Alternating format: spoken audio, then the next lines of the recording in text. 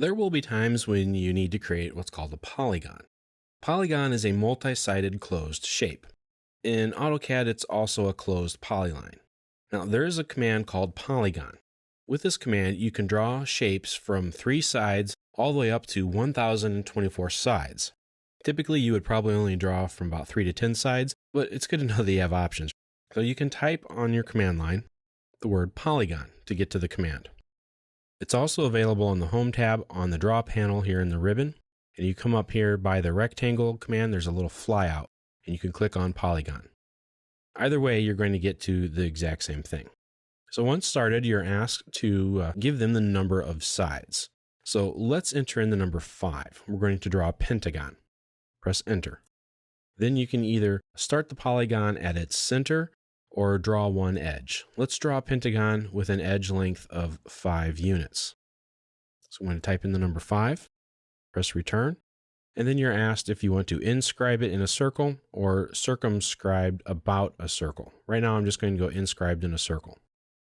So I pick my start point, it has 5 edges, and now I specify the radius of that circle. I'll just call it 5. And there you go, there's a polygon. So when I select it, it's a full object, it's really a polyline. I can edit it just like I would any other polyline.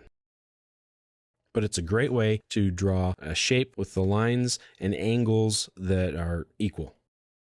So we saw some of those options to specify the center or pick an edge. So if I type in E for edge, I pick this first point. So I pick the first point. You can see as I move along, it changes the angle and the length of each leg of my polygon. If I go back, tell it 5 units, and now I pick the center. And then when I pick the center, I have inscribed or circumscribed. Here's a circle that I drew very quickly with a 5-unit radius. Now if I pick my polygon command again, and let's draw it with 5 sides again, and I'm going to just go to the center, type in CEN for your center OSNAP. Now I can inscribe it or circumscribe it.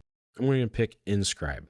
And what this does is that it will draw your polygon inside that circle. So your vertexes, your vertices will all be along that circle, but all your lines will be inside or inscribed inside that circle. So if I type in 5 for this radius, you can kind of see where that dashed line is there. That's the radius of this polygon. It matches up perfectly with my 5-unit radius circle. Start the polyline command again. Type in 5, type in CEN for the center of the circle, select the circle, and now I'm going to look at a circumscribed about the circle option. So now what it's doing, instead of drawing that dashed line to my vertex or to the vertice, it's going to the middle of one of my legs. So that means that my legs or segments of my polygon are going to be tangent to this circle. So if I type in 5 for my radius again, the polygon is on the outside, circumscribed outside of the circle. So those are the different options on how you can draw polygons.